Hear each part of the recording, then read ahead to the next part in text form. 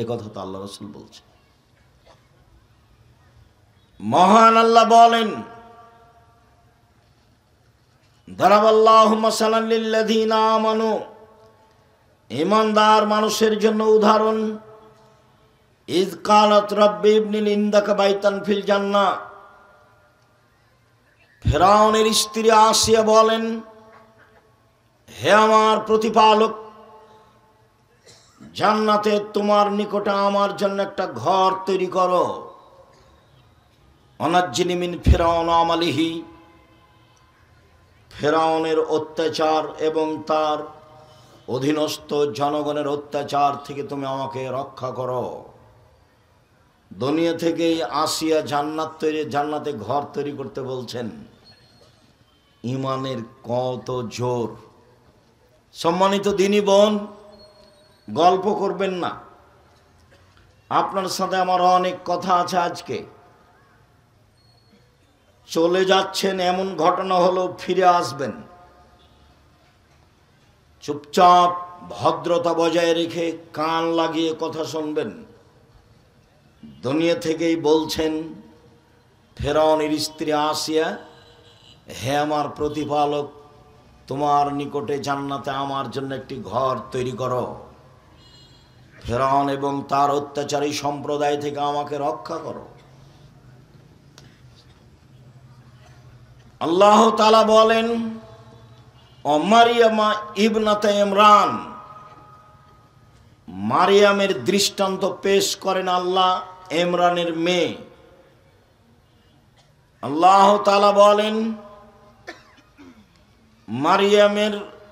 মারিয়াম ইমরানের মেয়ে, আহসানাত ফারজাহা, সে তার লজ্জাস্থানকে হেফাজতে রেখেছিল। মারিয়াম কোনোদিন অশ্লীল কাজে লিপ্ত হয়নি। আল্লাহ তার প্রশংসা করছেন এভাবে যে সে তার লজ্জাস্থানকে হেফাজতে রেখেছিল। ফানাফাখনা ফিহে, আমি তার লজ্জাস্থানে ফোঁক দিয়ে তার সন্তান ঈসাকে পৃথিবীতে নিয়ে আসলাম। পৃথিবীর ব্যতিক্রম মহিলা মারিয়াম, একেবারেই ভিন্ন ধরনের ব্যতিক্রম। জাকারিয়া বলেন, মারিয়াম, এসব ফলমূল খাদ্য তুমি কোথায় পেলে? অসময়ের ফল। মারিয়াম বলছেন, হাজা মিন ইন্দিল্লাহ, এগুলো আল্লাহর পক্ষ থেকে এসেছে। এইভাবে পৃথিবীর কোনো মহিলার কাছে খাদ্য এসেছে তা বোঝা যায় না। আল্লাহ তার পবিত্রতার কথা কোরআন মাজিদে আল্লাহ নিজে ঘোষণা দিয়েছেন। আবু মুসা আশআরী রাদিয়াল্লাহু তাআলা আনহু বলেন, রাসূল সাল্লাল্লাহু আলাইহি ওয়াসাল্লাম বলেছেন, কামালা মিনার রিজালি কাসীর আলাম ইয়াকমাল মিন নিসাইল্লা সালাসা, বহু পুরুষ বড় বড় জান্নাত পাবে, তবে মহিলারা তেমন বড় জান্নাত পাবে না। এক, ইমরাত ফেরাউন, ফেরাউনের স্ত্রী আসিয়া বড় জান্নাত পাবে। দুই, বিনত ইমরান, ইমরানের মেয়ে মারিয়াম বড় জান্নাত পাবেন। তিন, ফজল আয়েশা আলা সাইরিন নিসায়ে কা ফজলি সরিদা আলা সাইরি তমে, আয়েশার সম্মান পৃথিবীর সকল মহিলার উপরে যেমনভাবে সারিদ খাদ্যের সম্মান সকল খাদ্যের উপরে। অত্র বুখারী মুসলিমের হাদিসে আল্লাহর নবী আয়েশা রাদিয়াল্লাহু তাআলা আনহাকে সবচেয়ে দামি মহিলা বলে উল্লেখ করলেন। কিছুক্ষণ পরে এর চেয়েও দামি মহিলা দেখা যাবে সময়ের গতিতে ইনশাআল্লাহ। আনাস রাদিয়াল্লাহু তাআলা আনহু বলেন, রাসূল সাল্লাল্লাহু আলাইহি ওয়াসাল্লাম বলেছেন, হাসবুকা নিসাউল আলামিনা, পৃথিবীর বড় মহিলা হিসাবে পৃথিবীবাসীর জন্য যথেষ্ট 4 জন। পৃথিবীর বড় মহিলা হিসাবে পৃথিবীবাসীর জন্য যথেষ্ট 4 জন। এক, মারিয়াম বিনতে ইমরান, ইমরানের মেয়ে মারিয়াম। 2, খাদিজা বিনতে খুয়াইলিদিন, খাদিজা খুয়াইলিদের মেয়ে। 3, ফাতেমা বিনতে মুহাম্মাদিন, মুহাম্মাদের মেয়ে ফাতেমা। 4, আসিয়া ইমরাত ফেরাউন, ফেরাউনের স্ত্রী আসিয়া। যখন আল্লাহ রাসূল পৃথিবীর শ্রেষ্ঠ নারীকে পেশ করলেন তখন এই 4 জনকে উল্লেখ করলেন। এই 4 জন সহ আরো 2 জনের কথা আমরা সাময়িকভাবে বলে আরো কিছু প্রয়োজনীয় নারীদের ব্যাপারে কথা বলতে যাচ্ছি। এক খেয়ালে চেয়ে থাকবেন, পৃথিবীতে সবচেয়ে সম্মানী জাতি নারী, ইহকালে ও পরকালে। নারী তার মান সম্মান হারিয়েছে নিজের চরিত্রের কারণে। অতীত জাহেলিয়াতের যুগে ওই সময়ে মানুষ নারীদের দাম দেয়নি। হিন্দুরা আজও নারীদের দাম দেয় না। হিন্দু মেয়েরা বাপের জমি জায়গা পায় না। যারা বলেছে ইসলাম অর্ধেক দিচ্ছে তার বুঝতে ভুল। মহিলা নিয়ে এসেছে, ওর বাপ 15 শতক জমি রেখে মারা গেছে। মেয়েটার ভাই নিয়েছে 10 শতক, আর এই মেয়েটা নিয়ে এসেছে 5 শতক, মোট 15 শতক জমি। এবার যে লোক, এই মহিলার স্বামী, ওর বাপেরও ছিল 15 শতক জমি, ওর স্বামী পেয়েছে 10 শতক, আর ওর বোন নিয়ে গেছে 15 শতক। তো এ নিয়ে এসেছে 5 শতক আর এর স্বামী পেল 10 শতক, এই যে 15 শতক। অবিচার তো বুঝতে পারেনি, সেজন্য বলেছে। আপত্তি হলে তো হিন্দুদের উপরে হতো। ও তো জমি দেবে না, বাপ মেয়েকে জমি দিবে না, তাই বিবাহের দিন সব কিছু দিয়ে দিয়েছে। আর বিবাহ যখন পড়ানো হয়েছে তখন এই শর্তে, আমি স্বামীকে উপার্জন করে খাওয়াবো। কেন এই নির্যাতন, কি তার প্রতিকার আছে কিনা একটু দেখিয়েন। কেন এই নির্যাতন, কি তার প্রতিকার? নারীরা বলছে আমরা কেন নির্যাতিত, তার প্রতিকার কি হতে পারে? তো নারীরা যদি বেগম রোকেয়ার পথে যায় তো নির্যাতিত হবেই।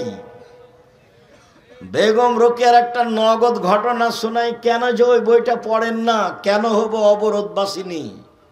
বেগম রোকেয়া বলছে মহিলারা হলো অবরোধবাসিনী। রংপুর গাইবান্ধার আর একজন মহিলা বলছে কেন হব অবরোধবাসিনী, অবরোধবাসিনী কেন হব? তো এখন রোকেয়া বলছে অবরোধবাসিনী। কথার কথা, নওগাঁ ট্রেন স্টেশনে 8-10 জন মহিলা হজ করতে যাবে, তো ওদের সাথে মাহারাম আছে একজন। তো ওরা খুব পর্দা করে, তো তখন একটা বড় চাদর দিয়ে মহিলাদেরকে ঢেকে ওই মালিক চলে গেছে। তো এখন স্টেশন মাস্টার এসে পা দিয়ে লাথি মারছিল, বলছিল কিসের বস্তা এগুলো, কিসের বস্তা। পর্দার নিন্দা দেখাচ্ছে বেগম রোকেয়া, পর্দার নিন্দা। এই পর্দা কেন? স্টেশন মাস্টার বুঝে না যে এগুলো মহিলা, মনে করছে কি ব্যাপার, কিসের বস্তা ঢাকা আছে, তো পা দিয়ে লাথি মেরে মেরে বলছে এগুলো দেখি কি। মানে এরকম পর্দা চাইনিও। তুমি মহিলা মানুষ, বাংলাদেশে বসবাস করো, কি বা পড়েছ কখ সেটা আমার অবগতিতে নেই। তুমি নিজেকে কি দেখাতে চেয়েছো, কি বুঝাতে চেয়েছো, তুমি কি করতে পারো, তোমার তো শেষ ফলাফল যে না। তুমি তো ভুরু তুলে চলো, তুমি তো দাঁত চিকন করো, তুমি তো নখ বড় রেখেছ, তুমি তো সামনে চুল ছোট রেখেছ। তোমার বাপও মূর্খ, তোমার মাও মূর্খ।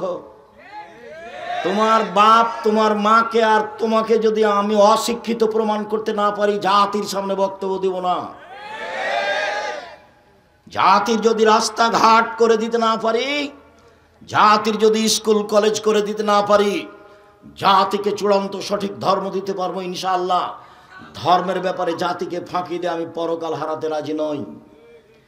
তোমার বাপকে দিয়ে তুমি চ্যালেঞ্জ করো, তোমার বাপকে, তোমাকে, তোমার মাকে আমি অশিক্ষিত প্রমাণ করতে না পারলে আজকে নওগাঁ জেলায় বক্তব্য বন্ধ করলাম, জিন্দেগিতে কোনো দিনের বক্তব্য দেব না। তোমার ভাইয়ের অবস্থাটা একটু আগে বললাম, যে কোম্পানি টাকা দেয় সে কোম্পানির ওষুধ লিখে। তোমার ভাইয়ের কথা তো বললাম, চুরি করে খায়। ইঞ্জিনিয়ার যে ব্যতিক্রম থাকতে পারে সেটা আমি বলি না যে ব্যতিক্রম নেই। আপনি মন খারাপ করবেন না, আপনার বুকে সাহস থাকলেই হলো। বাস্তবতায় দেখবেন আপনি, বাস্তবতা লাগবে একটা। যেখানে বিদ্যার কথা বলেছেন আল্লাহর নবী, সেখানে আদর্শের কথা বলেছেন। আদর্শ কি জিনিস? জাবের বললেন, আল্লাহর নবী, আমার আব্বা ওহুদের যুদ্ধে শহীদ হয়েছেন, 9 জন মেয়ে রেখে আমার 9 জন বোন আছে। আমার বোনদের সমবয়সের মেয়েকে আমি বিবাহ করতে চাইনি 4টা কারণে। আল্লাহর নবী, আমার বোনদের সমবয়সের কম বয়সের মেয়েকে আমি বিবাহ করতে চাইনি 4টা কারণে। বুখারী মুসলিম। 1, লিতুআল্লিমাহুন্না, বেশি বয়সের মহিলা বিবাহ করেছি যাতে করে আমার স্ত্রী আমার বোনদেরকে বিদ্যা শিখাতে পারে। 2, লিতুআদ্দিবাহুন্না, যাতে করে আমার স্ত্রী আমার বোনদেরকে শিষ্টাচার শিখাতে পারে। শিষ্টাচার কি জিনিস? নখ বড় কি শিষ্টাচার? নখে নেইল পালিশ কি শিষ্টাচার? ভরু তুলে চিকন করা কি শিষ্টাচার? দাঁত ছিলে পরিষ্কার করাই কি শিষ্টাচার? উঁচু স্যান্ডেল পরে লম্বা দেখানোই কি শিষ্টাচার? ব্রেসিয়ার পরে নিজেকে কম বয়সের দেখানোই কি শিষ্টাচার? সামনের চুল ছোট করাই কি শিষ্টাচার? বন্ধু বান্ধবের সাথে হেলে দুলে চলাই কি শিষ্টাচার? সকালে বিকালে বন্ধু বান্ধবের সাথে চলাই কি শিষ্টাচার? এটাই কি শিষ্টাচার? শিষ্টাচার কাকে বলে? শিষ্টাচার কি জিনিস? আল্লাহর নবী, আমি বেশি বয়সের মহিলা বিবাহ করেছি, তার 2 নম্বর কারণ আমার স্ত্রী আমার বোনদেরকে শিষ্টাচার শিখাবে। ধর্মের দ্বিতীয় বড় অংশ হলো শিষ্টাচার। নবীদের বৈশিষ্ট্য 10টি, শিষ্টাচার 10টি। 1, দাড়ি ছেড়ে দিতে হবে, চাঁচা যাবে না, ছোট করাও যাবে না। চেঁচে ফেললে চোখের পাওয়ার কমে যাবে, স্ত্রী মিলন ক্ষমতা কমে যাবে, আর মহিলার সাদৃশ্য হবে, তখন ওর উপরে গজব নাজেল হবে। চেঁচে ফেললে তার উপরে কি হবে? ও গজব নাজেল হবে। কেন? ও এখন মহিলা হতে চায়। দাড়ি নেই কার? মহিলাদের। আপনি তো পুরুষ মানুষ। 2, কাশুসারে মোচ কেটে ফেলতে হবে, মোচ চেঁচে ফেলা যাবে না, পুরুষের পরিচয়। 3, কাসুল আজফার, নখ কেটে ফেলতে হবে, নবীদের বৈশিষ্ট্য। নখ কেটে ফেলতে হবে, নবীদের বৈশিষ্ট্য। আপনার স্ত্রী আপনার মেয়ে নখ কাটতে বাধ্য। যদি নখ বড় আছে, নেইল পালিশ আছে, বুঝবেন এ মেয়ে শিক্ষিতা নয়। দলিল আপনার কাছে আছে, আমার কাছ পর্যন্ত পৌঁছিতে হবে না। ইহুদি খ্রিস্টানদের পতিতালয়ের মেয়েরা নখে নেইল পালিশ দেয়। ইহুদি খ্রিস্টানদের পতিতালয়ের মেয়েরা নখে নেইল পালিশ দেয়। ইহুদি খ্রিস্টানদের পতিতালয়ের মেয়েরা নখে নেইল পালিশ দেয়। মুসলিম মহিলাকে হাতে মেহেদি দিতে হবে, হাতের নখে তো দিতে হবে, পায়ের নখেও দিতে হবে, দিতে বাধ্য। হাতের নখে তো দিতে হবেই, মহিলাদেরকে পায়ের নখেও মেহেদি দিতে হবে। নাকফুলে বেতে বগলের লোম উঠিয়ে ফেলতে হবে। ব্লেড ব্যবহার করা যাবে না, নারী পুরুষ একই হুকুম। হালাকুল আনাতে নিচের লোম পরিষ্কার করতে হবে। ঊর্ধ্বে টাইম 40 দিন, পুরুষ নারী একই হুকুম। পেশাব পায়খানার পরে পানি দিয়ে পবিত্রতা অর্জন করতে হবে, নবীদের বৈশিষ্ট্য। পানি না থাকলে ঢেল টিস্যু পেপার, সেটা ভিন্ন কথা। পানি থাকা সত্ত্বেও ঢেল টিস্যু পেপার নিয়ে 40 কদম হাঁটা, খক খক করে কাঁসা, পায়ের উপরে পা তোলা, এইটা একটা বেহায়াই। যদি এইটাই হয় তাহলে আপনি পবিত্রতা অর্জনের জন্য জান্নাত পাওয়ার আশায় 40 কদম হাঁটেন, আপনার বউ ঢেল নিয়ে হাঁটে না কেন? বলে ও হাঁটলে কেমন কেমন লাগবে দেখতে। তো ও হাঁটলে যদি কেমন কেমন লাগে দেখতে, তো আপনিও যখন হাঁটেন তখন তাকে দেখতে কেমন কেমন লাগে। একই ব্যাপার। আপনি আর ও, মহিলার পুরুষ ভিন্ন ভিন্ন, জুতা স্যান্ডেলও ভিন্ন। আয়েশা রাদিয়াল্লাহু তাআলা আনহা বলেন, যেসব মহিলারা পুরুষের জুতা স্যান্ডেল পরে ওদের উপরে অভিশাপ। যেসব মহিলারা পুরুষের জুতা স্যান্ডেল পরে তাদের উপরে অভিশাপ। আবু হুরায়রা রাদিয়াল্লাহু তাআলা আনহু বলেন, রাসূল সাল্লাল্লাহু আলাইহি ওয়াসাল্লাম বলেছেন, মান তাসাব্বাহা বিকওমিন ফাহুয়া মিনহুম। চলা ফিরায়, খানা পানিতে, উঠা বসাতে, পোশাক আশাকে, কলম খাতাতে, প্রতিষ্ঠানের নিয়ম নীতিতে খ্রিস্টানের সাথে মিশে যাবে তা যারা, তাদের কিয়ামত হবে তাদের সাথে। শুনুন, একদা রাসূল সাল্লাল্লাহু আলাইহি ওয়াসাল্লাম আফসোস করে বলেন, পৃথিবীর মানুষ শুনে রেখো, আমি আমার উম্মতের উপরে আশঙ্কা করে যাচ্ছি, আমার উম্মত ইহুদি খ্রিস্টানের সাথে মিশে যাবে। ডান পায়ের জুতা যেমন বাম পায়ের সমান, বাম পায়ের জুতা যেমন ডান পায়ের সমান, চাল চলনে, কথাবার্তায়, পোশাকে আশাকে, নখে দাড়িতে, খাতা কলমে, শিক্ষা প্রতিষ্ঠানে, কোর্টে কাচারিতে তাদের সাথে মিশে যাবে সমান সমান।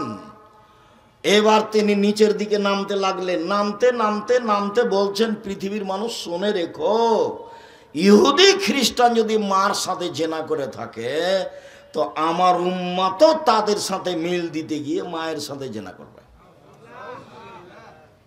আপনি দেখতে পান না, কোনোদিন বিমানবন্দরে গেছেন কিনা, বাংলাদেশে এসে পোশাক পরিবর্তন করে, কিন্তু যখন লন্ডন আমেরিকা থেকে বহির্বিশ্ব থেকে আসে মেয়েটা, তখন অন্তত বিমানবন্দরে সেই পোশাক পরেই থাকে, বাড়ি পর্যন্ত যাওয়ার চেষ্টা করে। ও ভেবেছে ইহুদি খ্রিস্টানদের মতো ল্যাংটা হয়ে থাকায় আমার আদর্শ। আদর্শচ্যুত করেছে তার বাপ, আদর্শচ্যুত করেছে তার মা। জন্ম দিলে বাপ হওয়া যায় না, প্রসব করাতে পারলেই মা হওয়া যায় না, আদর্শের নাম বাপ। শুনুন, বলে তুরাজ্জালাহুন্না, আমার স্ত্রী যেন আমার মেয়েদেরকে পরিপাটি করে সাজগোজ করে রাখতে পারে, সেই জন্য বেশি বয়সের মেয়ে বিবাহ করেছি। 4, বলে তাকুমা আলাইহিন্না, আমার স্ত্রী যেন আমার মেয়েদেরকে পাহারা দিতে পারে, এই জন্য বেশি বয়সের মেয়ে বিবাহ করেছি। এই চলে, 1 নম্বর বিদ্যা, 2 নম্বর কি বলো, শিষ্টাচার, আদর্শ। দেখো, আদর্শচ্যুত হয়ে পয়সা ইনকাম করে সফলতা অর্জন করিও না, কোনো লাভ নেই। দেখো, বিদ্যা অর্জন করলে জাতির উপকার করতে পারলে না, টাকা মেরে খেয়ে বললে আমি বড় ইঞ্জিনিয়ার, কি করলে জীবনে? তোমার বাপের টাকাও লস। চাঁপাই নবগঞ্জের ভাষাতে আমও গেল, ছালাও গেল, কাঁদতে কাঁদতে 2 চোখও গেল। তোমার বাপ মায়ের অবস্থায়, তোমার বাপ মা ভুল বুঝেছে, এই বুঝ আমি গ্রহণ করিনি। সম্মানিত দিনী ভাই বোন, এবার আপনাকে ধারাবাহিকতায় দেখাই, পৃথিবীর শ্রেষ্ঠ মহিলা, সবচেয়ে দামি মহিলা খাদিজা রাদিয়াল্লাহু তাআলা আনহা। আবু হুরায়রা রাদিয়াল্লাহু তাআলা আনহু বলেন, জিবরাইল আমার কাছে আল্লাহর নবীর কাছে আসলেন। আল্লাহর নবীর কাছে এসে জিবরাইল বলছেন, আল্লাহর নবী, এই যে খাদিজা আসছে, তার হাতে একটা বাটি আছে, ফিহে তমনে দাম, তাতে আছে খাদ্য, তাতে আছে তরকারি। এই যে খাদিজা আসছে, তার হাতে একটা বাটি আছে, তাতে আছে খাদ্য, তাতে আছে তরকারি। ফাইজা তাতকা, যখন খাদিজা আপনার কাছে চলে আসবে, জিবরাইল বলছে। কে কাকে বলছেন? জিবরাইল আলাইহিস সালাম আমাদের নবী মুহাম্মদ সাল্লাল্লাহু আলাইহি সাল্লামকে বলছেন, এই যে খাদিজা আসছে, তার হাতে একটা বাটি আছে, তাতে খাদ্য তরকারি আছে, আপনার জন্য নিয়ে আসছে। তো আপনার কাছে আসলে বলবেন, খাদিজা ফাকরা আলাইহাস সালাম মিন রাব্বিহা, আপনি তাকে বলে দিবেন, খাদিজা আল্লাহ তোমাকে সালাম দিয়েছে। বলিয়েন, খাদিজা জিবরাইল তোমাকে সালাম দিয়েছে। অবাশশিরহা বিবাইতিন ফিল জান্নাহ মিন কাসাবিন লা সাকাবা ফিহি ওয়ালা কাসাব, আর এমন একটা জান্নাতে ঘরের কথা বলে দিবেন, যেই ঘরটা তার জন্য আল্লাহ হীরা মুক্তা মাণিক্য দ্বারা তৈরি করেছেন, যাতে কোনো হইচই নেই, যাতে কোনো কষ্ট ক্লেশ নেই, যাতে কোনো হইচই নেই, যাতে কোনো ক্লান্তি নেই। এক, আল্লাহ সালাম দিয়েছে। পৃথিবীর কোনো মহিলা আল্লাহর পক্ষ থেকে সালাম পায়নি। দুই, জিবরাইল সালাম দিয়েছে। তিন, জান্নাতে একটা ঘর তৈরি করা হয়েছে।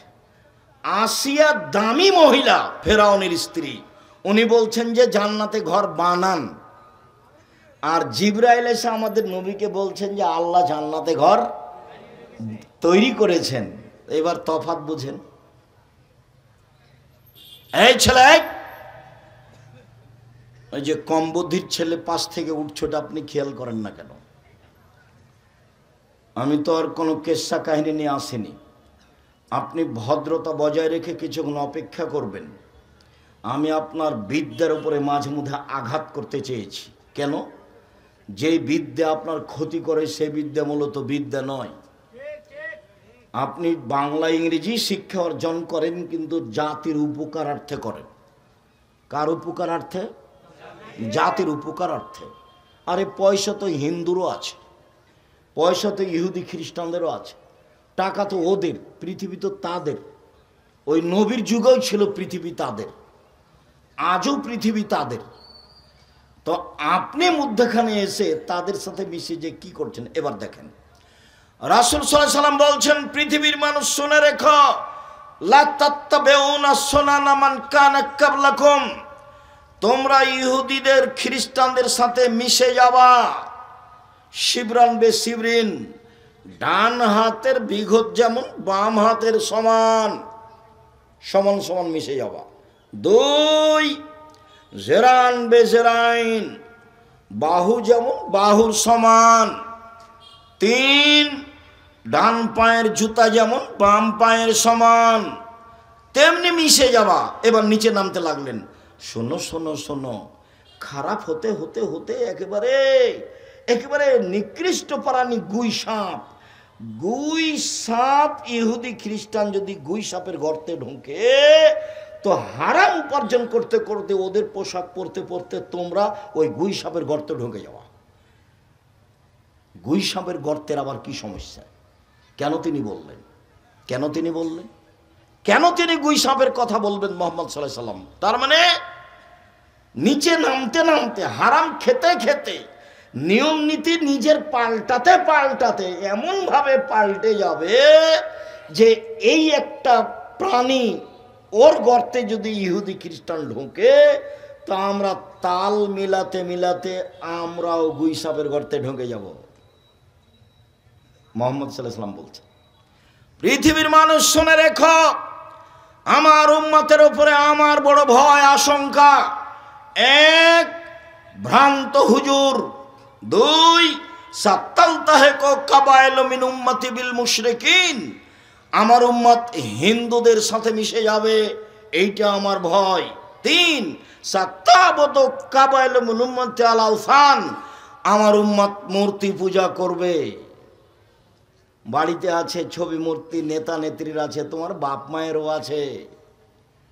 আমাকে বলছে আব্দুর রাজ্জাক সাহেব, আমার মাকে খুব ভালোবাসি, সেই জন্য এইভাবে আমার মায়ের ছবিটা বেঁধে সুন্দর করে রেখেছি। আমি বলছি ছি, আপনি কুসন্তান, আপনি খারাপ সন্তান। ওর মাকেও সম্মান করছে কিভাবে? মাকে ছবি ঝুলে রেখেছে পিছনে দিয়ে, মাকে সম্মান দেখাচ্ছে। তা আল্লাহ রাসূল, আল্লাহ তাআলা বলছেন মাঝে মধ্যে যে ওরা হচ্ছে ওই গাধার মতো যে গাধা কোরআন মাজিদ পিঠে করে নিয়ে যায়। আচ্ছা, গাধা যে কোরআন মাজিদ পিঠে করে নিয়ে যায়, তো গাধা কি জানে যে কোরআন মাজিদে কি আছে? তা আল্লাহ তাআলা বলছেন যে ওই কাফের লোকগুলো গাধার মতো। তা আমার মাকে আমি এভাবে সাজগোজ করে রাখলাম, তা আমার মায়ের কি উপকার হলো? তাহলে আমি তো শিক্ষিত মানুষ নই, আমি তো তাহলে গাধার মতোই হলাম। আল্লাহ তো তার চেয়ে নিচু বলেছেন যে ওরা কুকুর শ্রীগালের চেয়ে খারাপ, যাদের হিতাহিত জ্ঞান বোধ শক্তি নেই। লায়াকেলুন, তারা জ্ঞান চর্চা করে না। হাজারো শত জায়গাতে আল্লাহ কোরআন মাজিদে বলছেন ওরা বিবেক চর্চা করে না, ওরা জ্ঞান চর্চা করে না, ওরা ধ্বংসের মুখামুখি সম্প্রদায়, ওরা অশিক্ষিত সম্প্রদায়, ওরা গাধার মতো সম্প্রদায়, ওরা কুকুর শ্রীগালের মতো সম্প্রদায়। শত শত জায়গাতে আল্লাহ কোরআন মাজিদ এভাবে বলেছে, মানুষকে বলছেন আল্লাহ এভাবে। যার জন্য আমি বলি যে শুধু হিফজখানা খুলবেন না। হিফজখানা খুললেন, ছেলেটা 5-10 বছর পড়লো, যত হাফেজ আসলো ও বললো আগের হাফেজে ভালো পড়ায়নি, বাদ ওটা, আবার চলো প্রথমে। ও 6 মাস থাকলো, কি যে হলো, তারপরে নেই, আরেকজন হাফেজ আসলো, আগের হাফেজ ভালো হয়নি, নতুন করো। এরকম করতে করতে ছেলেটার বয়স 14 বছর হয়েছে। কতদিন? 14-15 বছরে। এ কিন্তু আর পড়ে দিবে না, ওর মাথায় একটা বড় টুপি আছে, তার উপর একটা লাল রুমাল আছে, ওখানে দাওয়াত খেয়ে বেড়ায়। তা আপনার মাঝে আর তার মাঝে পার্থক্য কি? আপনার মাঝে আর তার মাঝে পার্থক্য, আপনার মুখস্থ আছে ইখলাস আর ফালাক আর কুল আল্লাহু আহাদ, আর ওর একটু বড় আছে, এইটুকু পার্থক্য। আপনি যেমন বুঝেন না, ওইও তেমন বুঝে না। কেলাহুমা সাওয়া সাওয়া, দোনোকে বরাবর, সবাই সমান, দোনোকে সব বরাবর, সব সমান সমান। জীবনটা 16 আনায় মিছে, জীবনটা 16 আনায় মিছে। মাঝি চাঁদ কেন বাড়ে কমে, তা কি আর বলতে পারি? 4 আনায় মিছে। এই হয় সে হয়, 8 আনায় মিছে। এই হয় সে হয়, 12 আনায় মিছে। বাতাস উঠেছে, নৌকা কেঁপে উঠেছে, দোলে উঠেছে।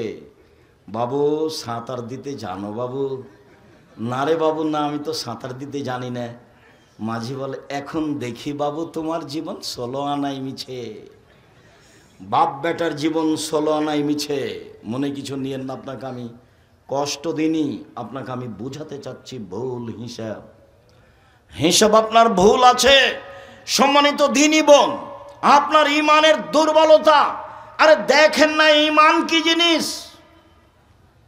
দুনিয়াতেই বলছেন যে আপনি বলে দেন খাদিজাকে, এক আল্লাহ সালাম দিয়েছে। আরে খাদিজা তো মানুষ, অন্য কিছু নাকি? খাদিজাকে অন্য কিছু? এটি তো মানুষ। 2 জিবরাইল সালাম দিয়েছে। 3 জান্নাতে ঘর তৈরি করা হয়েছে। তো আব্দুর রাজ্জাক সাহেব 2-1টা খাদিজার কথা বলবেন, একটু শোনান না। আমরাও জানি যে খাদিজা মহিলা মানুষ, কিন্তু কি করতে পারি আপনাকে একটু বলি। তাহলে একটু 1 মিনিট এক খেলে চেয়ে থাকবেন। মুহাম্মদ সাল্লাল্লাহু আলাইহি সাল্লাম একদিন গারে হিরা থেকে এসে বলছেন, খাদিজা খাদিজা খাসিত আলা নাফসি, আমি মনে হয় মরে যাব, আমি মনে হয় মরে যাব। জাম্মিলুনি জাম্মিলুনি, কম্বল দিয়ে আমাকে জড়িয়ে ধরো, আমার যে কি হয়। এই কথা আল্লাহ রাসূল বললেন। এবার খাদিজা বলছেন, দেখেন আপনাকে একটু পার্থক্য দেখাবো, চেয়ে থাকবেন এক খেয়ালে। এবার খাদিজা রাদিয়াল্লাহু তাআলা বলছেন, কাল্লা কখনো নহে, অসম্ভব, এটা হতে পারে না, আপনার কোনো সমস্যা হবে না। আল্লাহে, আল্লাহর কসম, আল্লাহে, আল্লাহর কসম, আল্লাহে, আল্লাহর কসম। এক, ইন্নাকা তাসিলুর রাহেমা, আপনি আত্মীয়র সাথে সদাচরণ করেন। দুই, তাহমিলুল কাল্লা, নিঃস্ব মানুষের বোঝা বহন করেন। তিন, তাকসিবুল মাদুমা, যার কিছুই নাই তার ব্যবস্থা করেন। চার, তাকরিজ জাইফা, মেহমানকে খাবার দেন। পাঁচ, বিপদগ্রস্তদের সাথে থাকেন। কখনো নহে, অসম্ভব, কিছুই হবে না, আল্লাহর কসম, আল্লাহর কসম, আল্লাহর কসম। এক, সদাচরণ করেন। দুই, নিঃস্ব মানুষের সাথে থাকেন। তিন, নিঃস্ব মানুষের বোঝা বহন করেন। চার, মেহমানের খাওয়ার ব্যবস্থা করেন। পাঁচ, অসহায় মানুষের সাথে দিনরাত থাকেন। কখনো নহে, অসম্ভব, কিছু হবে না। এটা খাদিজা। আর এরকম সময় আপনার স্বামী যদি আসে, এসে বলে যে খালেদা খুব সমস্যা, কি দুর্ঘটনা, খুব কি হয়েছে, কি তোমাকে বললাম তুমি যাও না, তোমাকে বললাম যে তুমি যাও না, তোমার তো স্বভাবই ভালো নাই, তোমাকে কত নিষেধ করলাম তুমি তবু চলে গেলে। এই দেখেন, এ হলো খালেদা আর হলো খাদিজা, এ হলো খালেদা আর হলো খাদিজা। তফাত আছে, অনেক তফাত। এইখানে আর একটা কথা বলি, সময়ের গতিতে হবে। আবু হুরায়রা রাদিয়াল্লাহু তাআলা আনহু বলেন, রাসূল সাল্লাল্লাহু আলাইহি সাল্লাম বলেন, খায়রুন নিসায়ে, মহিলাদের মধ্যে সবচেয়ে ভালো নারী। উপস্থিত দিনী বোন একটু শোনেন, কাজে যদি লাগে কিছু। এই মেয়ে, কথা বলছো কেন? সম্মানিত দিনী বোনেরা, আমার ভাইরা শোনেন, একটু কাজে লাগবে। পৃথিবীর মধ্যে সবচেয়ে ভালো নারী এক, আল অদুদ, স্বামীর সাথে প্রেম বিনিময়ে ভালোবাসায় আগ্রহী যারা। দুই, আল অলুদ, বেশি বেশি ছেলে মেয়ে সন্তান দিতে পারে যারা। তিন, আল মুতিয়াত, স্বামীর সাথে সমবেদনায় ব্যথিত যারা। চার, আল মুসিয়াত, স্বামীকে সান্ত্বনা দিতে পারে যারা। মানে স্বামী তো বাইরে যায়, সমস্যা থাকতেই পারে, আপনি তার সাথে ক্ষেপে উল্টা কথা বলছেন কেন? প্রথমে বলবেন, চিন্তা করবেন না। এ দেখেন, প্রথমে কি বলবেন, না বুঝাতে পারি না। উপস্থিত দিনী বোন শোনেন, শোনেন, প্রথমে কি বলবেন। খাদিজা বলছেন, আল্লাহ রসুল বলছেন, খাসি তো আল্লাহ নাফসি, আমি মনে হয় মরে যাব নাকি, আমার যে কি হয় খাদিজা, আমাকে কম্বল দিয়ে চেপে ধরো, কম্বল দিয়ে চেপে ধরো, আমাকে কম্বল দিয়ে চেপে ধরো, খাদিজাকে বলছেন। তখন খাদিজার উত্তরে বলছেন, কাল্লা, কখনো নয়, অসম্ভব, হতে পারে না। বুঝা গেল না উত্তর? খাদিজা তো জিজ্ঞাসাই করেননি যে কি হয়েছে, ঘটনা তুমি বলো না। আরে বলো না ঘটনা কি, এগুলো বলছে না। তুমি বলবে না কি হয়েছে, কি ঘটনা, তুমি বলবে না, এ কোনো কথা নেই। উত্তরে বলছেন, কাল্লা, কখনো নয়, অসম্ভব, এটা হতে পারে না। তারপর বলছেন, আল্লাহে, আল্লাহর কসম, আল্লাহে, আল্লাহর কসম, আল্লাহে, আল্লাহর কসম, আল্লাহ আপনাকে অপমান করবেন না। হলো, কোনো কথা বলেনি। তারপরে এবার কারণ বলছেন, 1 2 3 4 5, আর একটা আছে 6। চলেন আমার চাচার কাছে, চলেন ওয়ারাকা ইবনে নওফেলের কাছে চলেন, চলেন একটু ব্যাপারটা জেনে আসি। সান্ত্বনা দিচ্ছেন, আরও নিয়ে যাচ্ছেন সাথে করে, স্বামীকে সাথে করে নিয়ে যাচ্ছেন পৃথিবীর সবচেয়ে বড় দামি মানুষ। স্বামীকে নিয়ে গিয়ে বলছেন, চাচা দেখেন তো আপনার ভাইয়ের ছেলে কি বলে। হ্যাঁ মোহাম্মদ, বলো তো কি হয়েছে। মোহাম্মদ সাল্লাল্লাহু আলাইহি সাল্লাম বলেন, আমি গারে হিরাই ছিলাম, কে আমাকে এসে চেপে ধরে বলল পড়ো। আমি বললাম পড়তে জানি না। চেপে ধরে বলল পড়ো। আমি বললাম পড়তে জানি না। চেপে ধরে বলল পড়ো। আমি বললাম পড়তে জানি না। তখন তিনি বললেন ইকরা বিস্মি রব্বিকাল্লাযী খালাক খালাকাল ইনসানা মিন আলাক, এগুলো বললেন। এই পর্যন্ত বলতেই ওরাকা বলছেন আরে থামো থামো, শোনো শোনো শোনো, ও তো জিবরাইল, তোমাকে তো এলাকার লোক বের করে দিবে। দ্বিতীয় কথা এটা, ও তো জিবরাইল, তোমাকে তো এলাকার লোক বের করে দিবে। তখন আল্লাহ রসুল বলছেন আমাকে বের করে দিবে, এটা উনি বিশ্বাস করতে পারছেন না। সবাই ভালোবাসে, আমাকে বের করে দিবে কেন? তখন ওরাকা বললেন জীবনে যার কাছে জিবরাইল এসেছে তাকে গ্রামের লোক বের করে দিয়েছে, তোমাকেও দিবে। সম্মানিত দিনী ভাই বোন, বলছিলাম রাসূল সাল্লাল্লাহু আলাইহি ওয়াসাল্লাম বলেন খায়রুন নিসায়ে, মহিলাদের মধ্যে সবচেয়ে ভালো মহিলা। একদা আল্লাহ রাসূল বললেন এক নবী জান্নাতে যাবেন, দুই শহীদ জান্নাতে যাবে, তিন এই ছেলে কোনো কথা আপনি ওইভাবে বলছেন কেন? চুপে হাতের ইশারায় বলবেন, আর পাশ থেকে কোনো ছেলে যেন উঠতে না পারে এটা খেয়াল করবেন। আমি আপনার চেয়ে বেশি ব্যস্ত আছি। চার শহীদেরা জান্নাতে যাবে, পাঁচ মহিলারা জান্নাতে যাবে। এই সিরিয়ালে আমি আর আপনি নেই।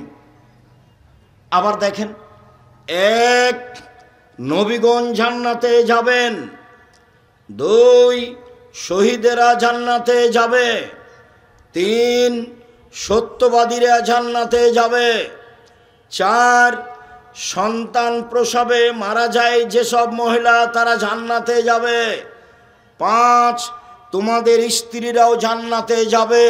কিভাবে?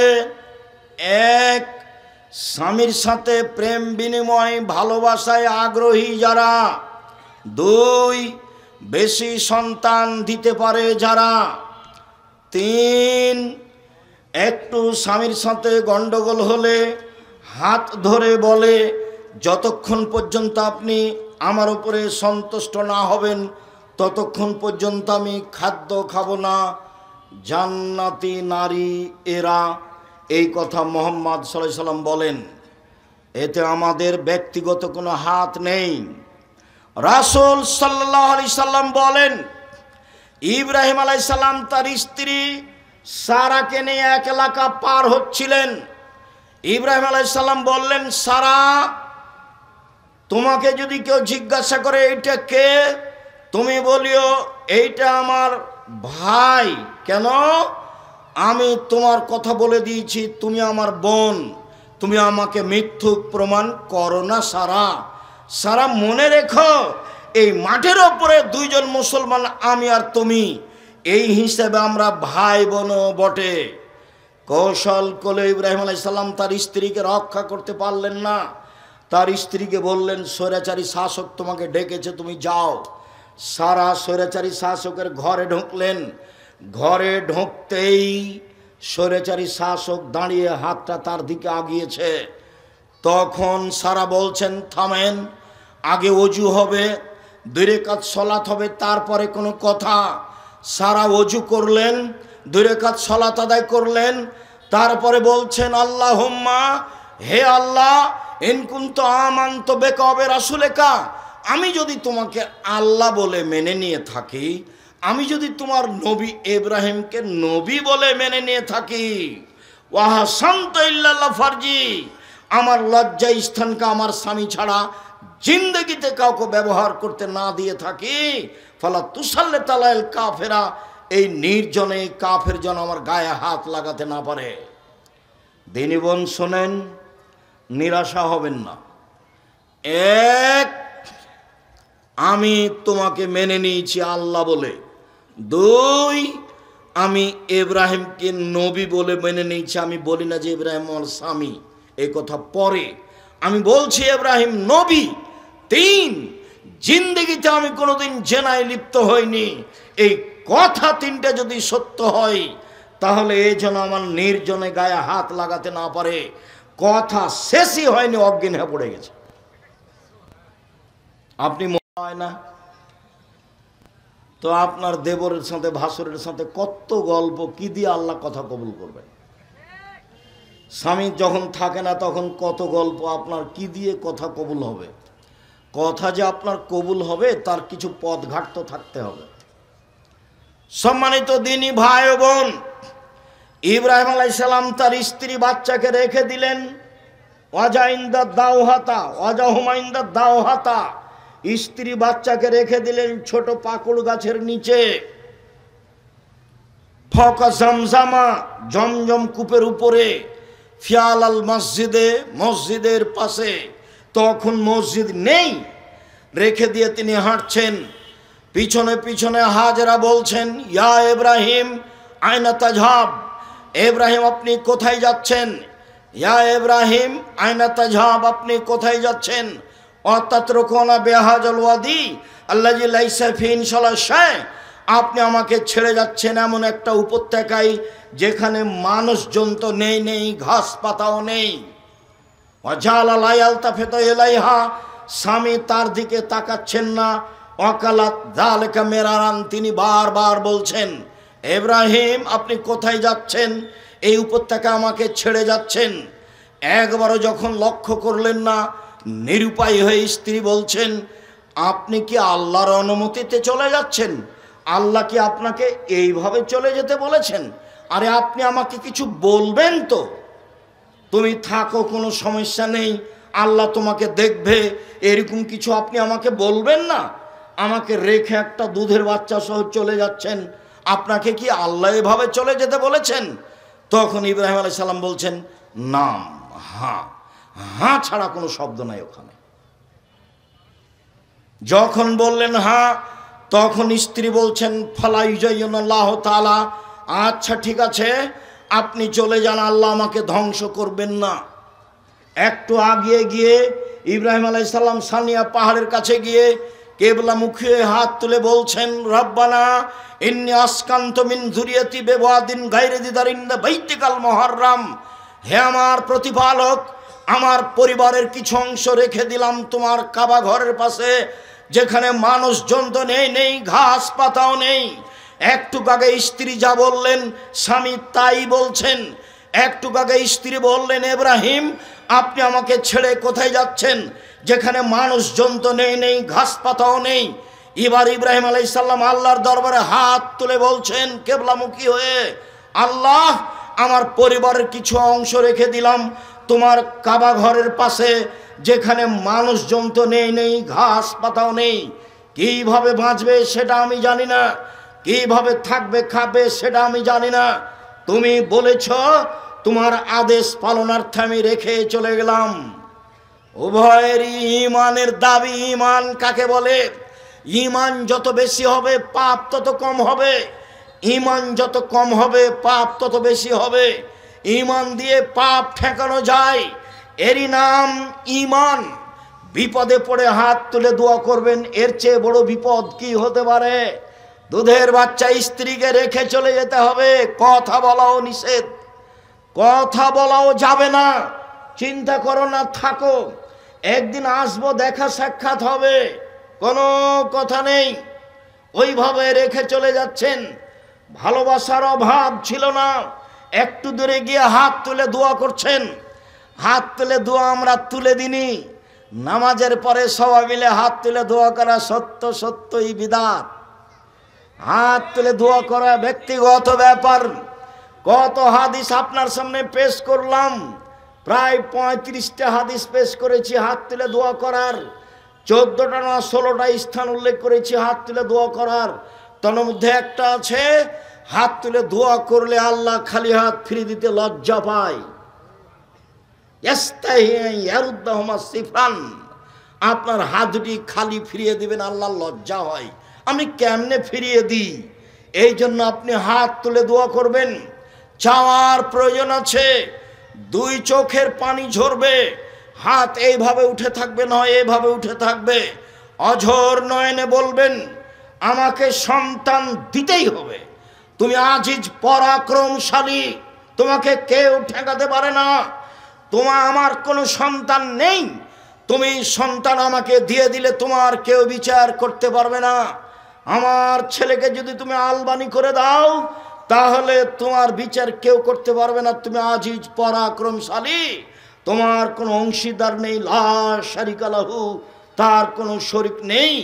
আমার একটা বাড়ি গাড়ি টাঙ্গাইল শহরে, আপনার নওগাঁ শহরে, ঢাকা শহরে করে দাও, আমি গভীর রাতে হাত তুলে তোমার দরবারে বলছি, আপনি এভাবে বলতে শিখুন।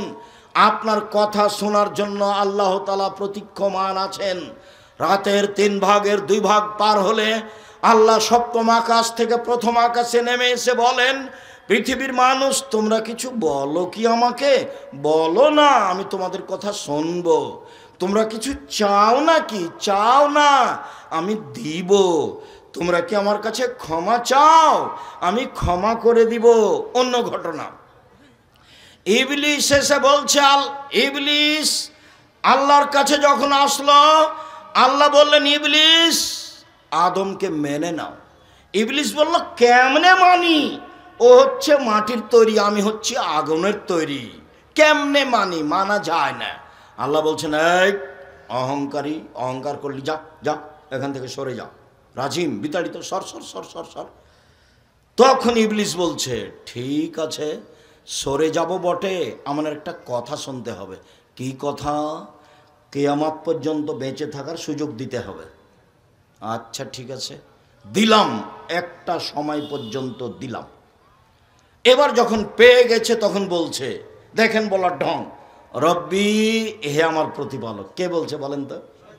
শয়তান বলছে। দেখেন বলার ঢং, রব্বি, হে আমার প্রতিপালক, ইজ্জতেকা, তোমার সম্মানের কসম, তোমার মর্যাদার কসম, তোমার কসম করে বলছি, লাউদানাল ইনসানা মাদা মাতারফিজি আসাদেহিম, আদমের ছেলেমেয়ের দেহে যতক্ষণ শ্বাস আছে ওকে আমি পাপী করব করব করব। ও কেমনে জান্নাতে যায় তা আমি দেখে ছেড়ে দেব। ওর দেহে শ্বাস থাকাকালীন তাকে আমি পাপী করব, জেনা করাবো, বউ তালাক দেওয়াবো, জমি দখল করাবো, দল সংগঠনের নামে মারামারি করে জেল হাজতে দিয়ে দেওয়ার ব্যবস্থা করব, সব কাজ করব। ওর দেহে যতদিন শ্বাস আছে আমি করব। তা আল্লাহ তখন এভাবে বললেন না, সর, করতে পারবি না, তাহলে তো কাজ হয়ে যায়।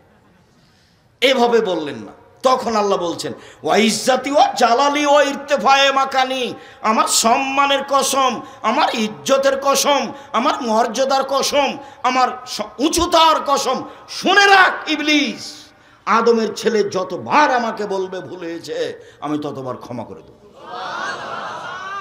ও যদি পাপ করতেই থাকে আর বলতে থাকে আমি ক্ষমা করে দেব। আদম সন্তান শুনে রাখো, মা দাও তানি ওরা যাও তানি, তুমি যেভাবে আশা পোষণ করো সেভাবে আমি পূর্ণ করে থাকি। তুমি যেভাবে বলো আমি সেভাবে তোমার আশা পূর্ণ করে থাকি। তুমি যা বলো তা আমি মেনে নিই। তুমি যেভাবে চাও আমি সেভাবে করি। তুমি যেভাবে ডাকো আমি সেভাবে থাকি। তুমি আমার কাছে ক্ষমা চাইলে ক্ষমা করে দিই। আমি পরোয়া করি না তুমি কত বড় পাপী, আমি পরোয়া করি না তুমি কত বড় পাপী, আমি পরোয়া করি না তুমি কত বড় পাপী। আদমের ছেলে মেয়ে শোনো, তোমার পাপ বেশি হতে যদি আকাশে লেগে যায়, পাপ আর পাপ, এরপরে যদি তুমি আমার কাছে ক্ষমা চাও তাহলে আমি তোমাকে ক্ষমা করে দিব। তুমি যেভাবে ডাকো আমি সেভাবে থাকি। তুমি যেভাবে আশা পোষণ করো সেভাবে পূর্ণ করে থাকি। তুমি যেভাবে ডাকো আমি সেভাবে থাকি। তুমি যেভাবে আশা পোষণ করো সেভাবে আমি পূর্ণ করে থাকি। ক্ষমা চাইলে ক্ষমা করে দিই। আমি পরোয়া করি না তুমি কত বড় পাপী, আমি পরোয়া করি না তুমি কত বড় পাপী, আমি পরোয়াই করি না। আল্লাহ তাআলা বলছেন, আমাদের নবী বলেন, ইন তুআযযিবহুম ফাইন্নাহুম ইবাদুকা, ঈসা আলাইহিস সালাম বলেছেন, আল্লাহ আমার কথা জিজ্ঞাসা করছেন কেন? আমি কাউকে বলেছি যে আমি আল্লাহ? আমি কাউকে বলিনি তোমার জীবদ্দশায়। শোনো, আল্লাহকে বলছেন ঈসা আলাইহিস সালাম, ইন তুআযযিবহুম ফাইন্নাহুম ইবাদুকা, আপনি শাস্তি দিলে দেন, আপনার বান্দাকে আপনি শাস্তি দেন, আমার কি আছে? অন্তাক ফেরলহম ফান্নাকান্তাল আজিজুল হাকিম। আর তুমি যদি ক্ষমা করো তুমি পরাক্রমশালী, কেউ তোমাকে ঠেকাতে পারে না। ফেরাউনকে ক্ষমা করে দিলে তোমার বিচার কেউ করতে পারবে না। করো, শাস্তি দিলে দাও, তোমার বান্দা, আমার কি করার আছে? ক্ষমা করলে করো, তুমি পরাক্রমশালী, তোমার কেউ বিচার করতে পারে? হ্যাঁ, ফেরাউন ক্ষমা পাবে কেন, এরকম বলার কেউ আছে? কেউ নাই, কিয়ামত পর্যন্ত কেউ দাঁড়াতে পারবে না। হ্যাঁ, এ বিচার কেন? ওর নাম আজিজ। ওর নাম কি?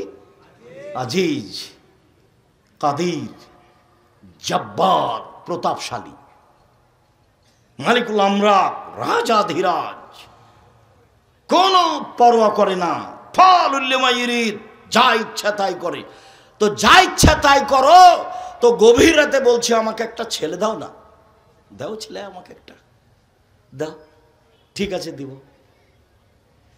তা আপনি বলছেন কেমন করে বলছেন? ন্যাংড়া খোড়া করে বললে হবে? পাকা পোক্তা করে বলতে হবে। দেখেন না কিভাবে বলছেন। আয়েশা রাদিয়াল্লাহু তাআলা আনহা বলেন, আল্লাহ নবী বলছেন, আয়েশা, এই যে জিবরাইল তোমাকে সালাম দিল।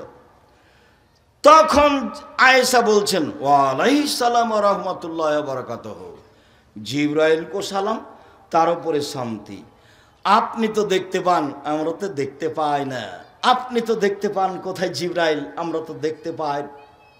এক বিছানে তিনজন, জিবরাইল আলাইহিস সালাম, মুহাম্মদ সাল্লাল্লাহু আলাইহি সাল্লাম এবং আয়েশা রাদিয়াল্লাহু তাআলা, এক বিছানে, এক ল্যাপের নিচে তিনজন। কিন্তু আয়েশা দেখতে পান না জিবরাইল কোথায়। অথচ আল্লাহ রাসূল বলছেন, আয়েশা, এই যে জিবরাইল, হাজা জিবরাইল, এই যে জিবরাইল তোমাকে সালাম দিল। কেন আয়েশা নিরুপায় বলছেন যে আপনি তো দেখতে পান, আমরা তো দেখতে পাই না। মানুষ জিবরাইলকে দেখতে পাবে না, নবীরা পায় না। মানুষের এই চক্ষু, এই ক্ষমতা জিবরাইলকে দেখতে পারবে না। আর জিবরাইল মানুষের সাথে সরাসরি কথা বলেন না, আল্লাহ তো বলেনই না, নবীদের সাথে বলেন। সম্মানিত দিনী ভাই বোন, মহিলা মানুষের সম্মান অনেক বেশি। আল্লাহ রাসূল বলেন, পৃথিবীর মহিলা শুনে রেখো, কোন পিতা যদি দুইটা মেয়ের লালন পালন করে, দুইটা বড় হওয়া পর্যন্ত, বিবাহ হওয়া পর্যন্ত, আমি মুহাম্মদ সাল্লাল্লাহু আলাইহি সাল্লাম এবং মেয়ের পিতা একসাথে জান্নাতে থাকবো। এইভাবে আঙ্গুল দুটি জমা করে দেখালেন। তারপরে তিনি বললেন, পৃথিবীর মানুষ শুনে রেখো, কেউ যদি তিনটা মেয়ের লালন পালন করে, এক, আল্লাহ মহন্না মেয়েদের বিদ্যা শিখিয়ে দেয়, দুই, আদ্দা বাহন্না মেয়েদের শিষ্টাচার শিখিয়ে দেয়, তিন, আহসানা ইলাইহিন্না তাদের সাথে ভালো আচরণ করে, তাহলে মেয়ে তিনটি বিচারের মাঠে বাপের জন্য জাহান্নাম থেকে অন্তরাল হয়ে যাবে। এইভাবে অন্তরাল হবে। ওইদিকে আছে জাহান্নাম, মধ্যে আছে মেয়েরা, এদিকে আছে বাপ। মেয়েরা বলবে আল্লাহকে, আমার আব্বাকে আগে জান্নাতে দিতে হবে, তারপরে কোনো কথা। এখন আপনার চোখের সামনে মেয়ে নখ ছোট বড় করে রাখে, নেইল পালিশ দেয়, ল্যাংটা পোশাকে ঘুরে, আপনি কিছুই বলেন না, তাহলে কি মেয়ে আপনার পক্ষে বলবে? কতদিন বলেছি, দিনের মতো মনে আছে, ঝকঝকে হয়ে। বাপ কাকে বলে আপনাকে আমি বুঝাতে পারিনি, এক মিনিট। সম্মানিত দিনী ভাই বোন, আয়েশা রাদিয়াল্লাহু তাআলা আনহা বলেন, আমরা এক সফরে ছিলাম, হঠাৎ আমার গলার হার হারিয়ে গেল, খুঁজে পায় না, কোথায় হার খুঁজে পায় না। মানুষজন আটকা পড়ে গেল, পানি নেই, অজুও করতে পারে না, সালাত আদায় করতে পারে না। আমরা বড় বিপাকে। আমার আব্বাকে জনগণ বলল, আয়েশা কি করেছে তা জানেন? কি করেছে? আয়েশা গলার হার হারিয়েছে, খুঁজে পায় না, যেতেও পারি না, পানিও নেই, অজুও করতে পারি না, সালাত আদায় করতে পারি না। আয়েশা রাদিয়াল্লাহু তাআলা আনহা বলেন, আবু বকর সিদ্দিক আমার নিকটে আসলেন, লাকজাদান শাদীদা, তিনি আমার এই কোমর, পেটের এই জায়গাটার উপরে একটা জোরে আঘাত করলেন। এত জোরে আঘাত করলেন, আমার আব্বা, আমার স্বামী ওই সময়ে আমার উরু রানের উপরে মাথা দিয়ে ঘুমিয়েছিলেন। যদি আমার স্বামী আমার উরু রানের উপরে মাথা দিয়ে না ঘুমাতেন তাহলে আমি মায়ের কারণে দূরে সরে যেতাম। এত জোরে মারলেন। এই ছেলে থামো একটু। সম্মানিত দিনী ভাই বোন, এইটা আপনার জন্য অতীব জরুরি।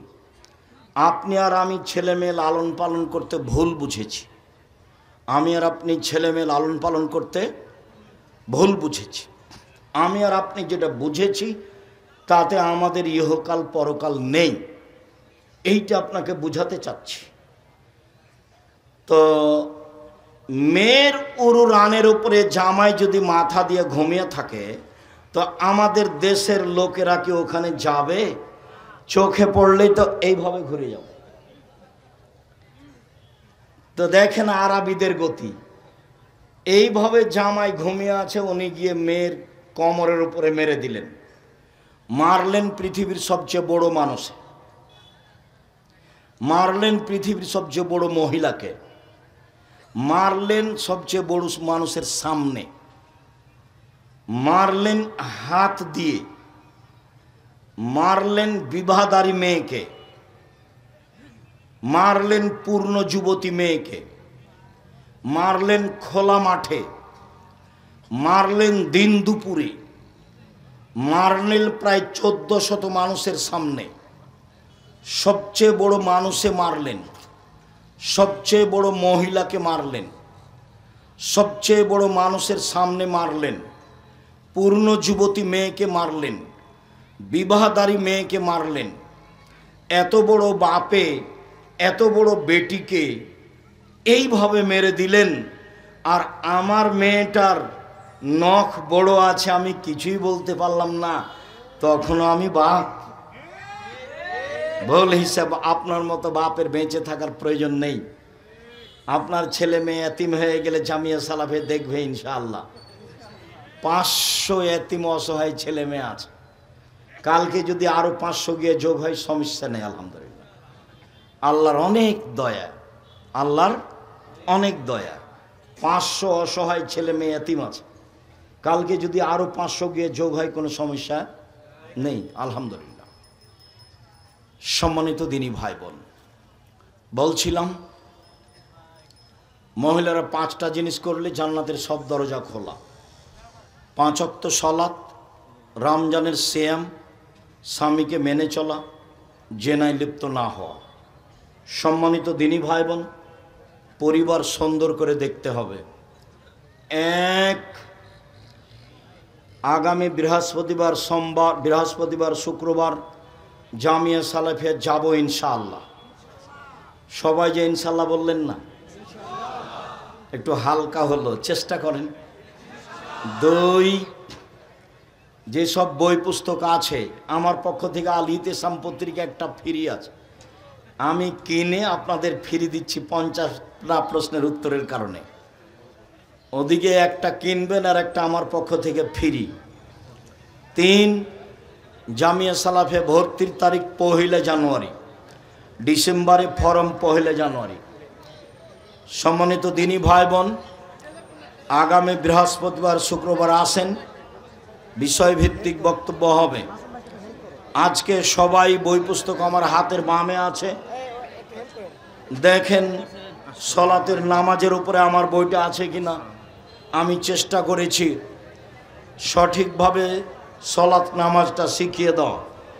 দোয়ার বই আছে নাকি, আদর্শ পরিবার, আদর্শ নারী, আর আল ইতিসাম পত্রিকা। কেউ খালি হাতে যাবেন না। আর আমার দিনী বোনদের জন্য আদর্শ নারী, আদর্শ পরিবার, কয়েকটা জিজ্ঞাসা।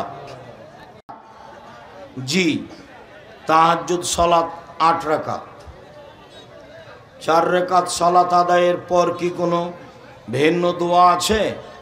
ভিন্ন দোয়া নেই, তবে তাসবিহ তাহলিল জিকির আজকার বসে থেকে করবেন, হাত তুলে দোয়া করবেন, আপনার ব্যক্তিগত ব্যাপার। স্বামী স্ত্রী কি একই রুমে তাহাজ্জুদ সালাত আদায় করতে পারবে? পারবে। পাশাপাশি দাঁড়িয়েও করতে পারবে, যখন একা একাই পড়বে। আর জামাত করলে স্বামী আগে থাকবে, স্ত্রী পিছনে থাকবে। অন্ধকারে কি তাহাজ্জুদ সালাত আদায় করতে হয়? অন্ধকারেই করা ভালো। আয়েশা রাদিয়াল্লাহু তাআলা বলেন, আল্লাহর নবী যে ঘরে তাহাজ্জুদ পড়ছিলেন সে ঘরে বাতি ছিল না, ল্যাম্প হারিকেন ছিল না। কোনো নির্দিষ্ট সময়ে স্বামী স্ত্রী মেলামেশা করলে কি ছেলে সন্তান পাওয়া যাবে? কোনো নির্ধারিত সময় নেই, কোনো নির্ধারিত সময় নেই। যখন আপনি সুবিধা মনে করেন তখনই মিলনে যাবেন, আর কান্নাকাটি করে আল্লাহর কাছে চাইতে হবে। মুয়াজ্জিন আজান একামত ইমাম হতে পারবে কি? মুয়াজ্জিন আজান দিতে পারবে, মুয়াজ্জিন ইমামও হতে পারবে, কোনো সমস্যা নেই। আল্লাহ রাসূল বললেন, দুইজন থাকলে একজন আজান দিবে আর দুইজনের বড়জন ইমামতি করবে। তখন তিনি বলেননি যে একজন আজান আর একজন একামত। ইমাম বললেন যে একজন আজান দিবে আর বড়জন ইমামতি করবে। তো বড়জনই হয়তো আজান দিয়েছে, বড়জনই ইমামতি করবে, সমস্যা নেই। মাহফিলের আয়োজন করার জন্য রাস্তায় দাঁড়িয়ে পথে পথচারীদের থামিয়ে টাকা আদায় করা যাবে কি? জি না, এই প্রথা বন্ধ করতে হবে। এইভাবে টাকা আদায় করা যাবে না। সূরা নিসার 85 নম্বর আয়াত দিয়ে ভোট দেওয়ার দলিল পেশ করছে, এটার সত্যতা জানতে চাই। নির্বাচন তো রাসূলের যুগে ছিল না, তো এটা হবে কি দিয়ে? আল্লাহুস সামাদ, লা ইলাহা ইল্লা আনতা সুবহানাকা ইন্নী কুনতু মিনাজ জালিমিন। ওস্তাজি, কেউ আপনার প্রতিষ্ঠানে জমি দান করলে সেটা আপনার নামে দলিল করতে হবে। কেউ কেউ মনে করে ওটা তার অপবাদ আমার উপরে। আল্লাহ তাকে মাফ করুক, মরলেই জাহান্নামের মতো পা পেটে। ওটা আমাকে জিজ্ঞাসা করেন। আর কত জমি, প্রায় 100 বিঘা জমি রূপগঞ্জে, প্রায় 60-70 বিঘা জমি তানোরে, প্রায় 50 বিঘা জমি রাজশাহীতে, প্রায় 12 বিঘা জমি ময়মনসিংহে, প্রায় 10-12 বিঘা জমি কুষ্টিয়ায়, প্রায় 5-6 বিঘা জমি ঝিনাইদহে, প্রায় 10-12 বিঘা জমি ফেনীতে, প্রায় 7-8 বিঘা জমি এতে চট্টগ্রামে, শহরে 2-3টা বড় বড় জমি। তো এত জমি আমার নামে করে নিব? তোমার স্বভাবটা কেন এত দুর্বল? তোমার কি হবে সেটা আমার খালি ভয়, যে তোমার কি হবে। কেন তুমি না জেনে মন্তব্য করতে গেলে? নেবরাস সরকার অনুমোদিত ফাউন্ডেশন, সব জমি নেবরাসের নামে রেজিস্ট্রি হয়। এখন আমি বেঁচে আছি, আমি সভাপতি, আমি মরে গেলে যে সভাপতি হবে তারই নাম থাকবে। নেবরাস একটা অলাভজনক ফাউন্ডেশন, তো ওতে তো মানুষ লাগবে, না হলে ওটা কি দিয়ে দাঁড়াবে? তো ওতে একটা সভাপতি আছে, সেক্রেটারি আছে। সভাপতি হলাম আমি, আর সেক্রেটারি হলো আমার ছোট ভাই মোস্তফা কামাল, বরিশালে থাকে, বরিশাল জামিয়া সালাফিয়া দেখাশোনা করে। তা আমি যখন মারা যাব সেখানে আর একজন লোক আসবে ইনশাআল্লাহ। তখন আপনারা বলবেন ওরই নামে সব জমি, কি হবে তখন? আল্লাহ আপনাকে হেফাজত করুক। সকালে মক্তবে আসার জন্য মসজিদের মাইকে, সকালে মক্তবে আসার জন্য মসজিদের মাইকে ডাকা যাবে কি? যাবে, সমস্যা নেই, শিক্ষার জন্য। তবে মৃত্যু সংবাদ দেওয়া যাবে না, হারানো বিজ্ঞপ্তি দেওয়া যাবে না। রিয়া আন্নাস কিভাবে দূর করব? মানুষকে লোক দেখানো কাজ। বেঁচে থাকো, চেষ্টা করো, কাউকে তুচ্ছ মনে করিও না। কাউকে দেখে একবারে কথা না বলে অহংকার করে চলে যায় না, তাহলেই হবে। লোক দেখানো ইবাদতের মনোভাব সৃষ্টি হয়। বেঁচে থাকো, ইবাদত যেভাবে করছিলে সেভাবে করতে থাকবে, কেউ ঢুকলে পরিবর্তন করিও না। অন্তরের হিংসা এবং অহংকার দূর করার উপায়, রাতে কান্নাকাটি করো। হিংসা চলেই আসে, হিংসা খুব খারাপ জিনিস। আমার জীবনে দুটা স্বাদ, মানুষের প্রতিশোধ নিব না, আর মানুষের পিছে পড়বো না, কারো বদনাম করব না। জনাব, ভুল হলে মাফ করবেন। আপনি বলেছেন এক ঋতুতে প্রতিদিন একবার করে তালাক দিলে তা এক তালাক, এটা কি কোরআন হাদিসে? জি, এটা কোরআনের কথা। আল্লাহ বলছে ফাতাল্লিকুহুন্না লিইদ্দাতিহিন না, ওদের যখন ইদ্দাত হাইজ ভালো হয়ে যাবে তখন তালাক দাও। যতদিন পর্যন্ত আবার হাইজ না হচ্ছে ততদিন হলো তালাক দেওয়ার একটা তালাকের সময়।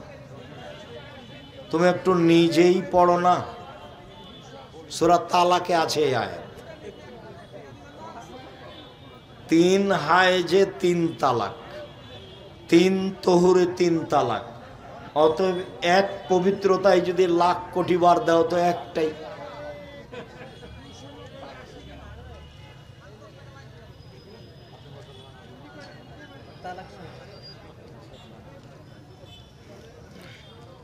ইসলাম গণতন্ত্রকে স্বীকৃতি দেয়। এনায়েতুল্লাহ আব্বাসী, ডক্টর জাকির, এক শ্রেণীর আহলে হাদিস দাবিদার, তারা বলেন আপনিও আপনার ছেলেগণ কোরআন অস্বীকার করে। আমরা সংগঠন মানি না। সংগঠন মানে তোমার বদনাম করে জীবন হারাবো? সংগঠন না মানলে কি হয়? কোরআন অস্বীকার করে। কোরআনে সংগঠনের কথা বলেছে। তুমি যদি সত্যি লিখে থাকো তাহলে কেউ তোমাকে বলেছে, পরের না পরের দেনা বাঘ মেরেছে ঝলসা কানা, পরের কথাই চলে, ইহকাল হারায় না পরকাল হারায় না। আর আমি আব্দুর রাজ্জাক বিন ইউসুফ, আমার নামে কথা বললে খুব হিসাব করে বলো। 1 মিনিটের জন্য আমি জাতির কাছে কোনোদিন নত হইনি, 1 মিনিটের জন্য। তুমি তো বহু দূরের কথা, তোমার নেতা তো বহু দূরের কথা, তোমার হুজুরকে আমি ধত্তবে রাখিনি আমার জীবনে। আমার জীবনে আমি কোনোদিন কারোর বদনামে যাই না, প্রতিশোধ নিই না।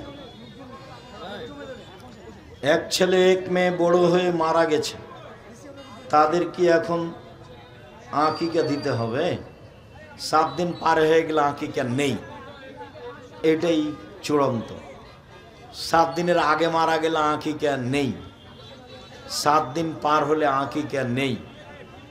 গরু দিয়ে আকিকা চলে না, ওঁট দিয়ে চলে না, আকিকার জন্য দাঁত লাগে না, আধা মরা ছাগল হলেও হবে।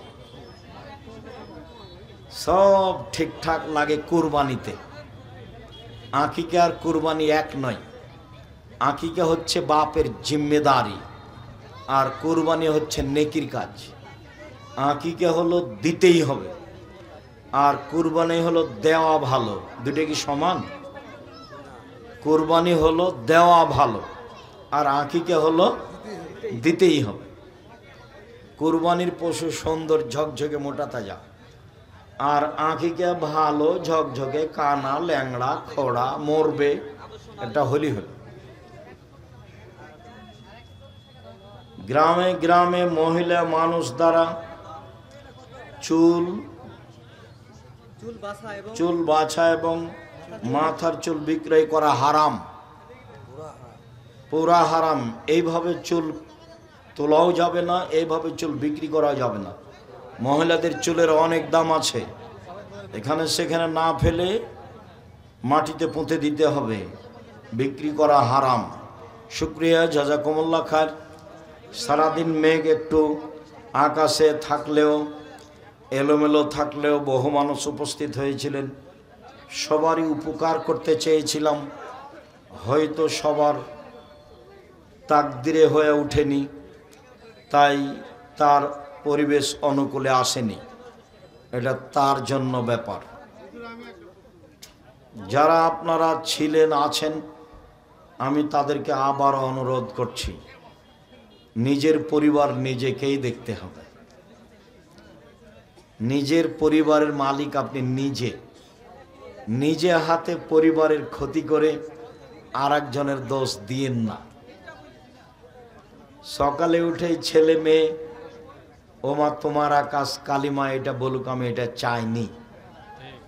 জামিয়া সালাফিয়া দেশে আছে, আরও প্রতিষ্ঠান আছে, প্রয়োজনে আল্লাহ সাহায্যে আছেন। সময়ের গতিতে বাংলাদেশের প্রত্যেকটা বড় জেলায় জামিয়া সালাফে গড়ব ইনশাল্লাহ, আর দেশ জুড়ে মক্তব চালু করবো ইনশাল্লাহ। সঠিক আকীদায় সঠিকভাবে কোরআন হাদিসের খিদমতের জন্য এক পায়ে দাঁড়িয়ে প্রস্তুত রয়েছি। আল্লাহকে বলছি, তুমি ভুল ত্রুটি মাফ করো। আমাদের ভুল দিয়ে জামিয়া সালাফের ক্ষতি হয় না যেন, আমাদের ক্ষতি হয় না যেন, জাতির ক্ষতি হয় না যেন। আমাদের যেটা ভুল ত্রুটি আছে সেটা সংশোধন করো, একমাত্র তোমাকে সন্তুষ্ট করার জন্য। পরকালের আশায় দিনরাত এসব কাজ করছি, নিজেকে পরিবারকে দেউলিয়া করে তোমার সন্তুষ্টি ঐকান্তিকভাবে কামনা করি। দেশের দিনী ভাই বোন, তুমি তাদেরকে সবকে হেদায়েতের পথ দেখাও। আমার দিনী ভাই বোনদের আহাল পরিবারকে কবুল করো। যারা মারা গেছে তুমি তাদের কবরের শাস্তি মাফ করো। যারা অসুস্থ তুমি তাদের আরোগ্য দান করো। যারা আমরা বেঁচে আছি তুমি তাদেরকে তোমার রাসূলের পদ্ধতিতে চলার তৌফিক দান করো। বিশেষভাবে পরিবারকে সুন্দর করে গড়ে তোলার তৌফিক দান করো। তোমার দরবারে এই জোরালো দাবি দেওয়া দোয়া রেখে আজকের আলোচনা এখানে শেষ করলাম।